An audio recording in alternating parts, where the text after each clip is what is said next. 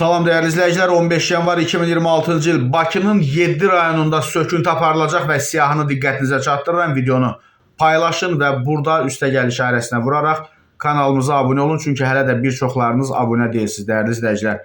Bakı şəhəri Yasamal, Binəqədi, Nərimanov, Xətai, Nəsimi, Savunçu, Suraxanı rayonlarında qəzalı və istismar müddətini başa vuran binaların sökülməsi planlaşdırılır. Oxazın məlumatına görə bu barədə Azərbaycan Qiymətləndiricilər Cəmiyyətinin sədri Vüqar Oruç deyib və bildirib ki, bu ərazilərdə qəzalı binalar müəyyənləşdirilib və aktlaşdırılıb.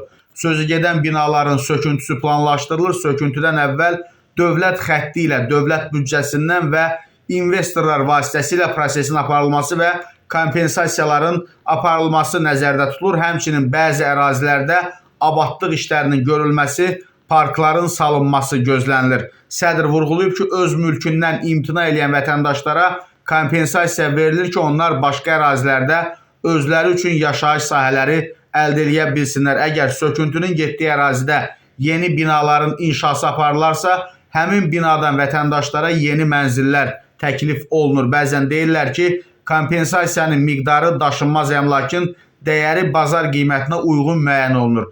Biz qiymətləndiricilər cəmiyyəti olaraq daşınmaz əmlakın dəyərini onun yerinə tikiləcək yeni binanın satışında 1 kvadrat metrə düşən məbləğə əsasən hesablayırıq. Bunun əsas səbəbi isə vətəndaşın yaşadığı əraziyə yaxın yerdə özünə mənzil ala bilməsinə şərait yaradılması ilə əlaqədardır.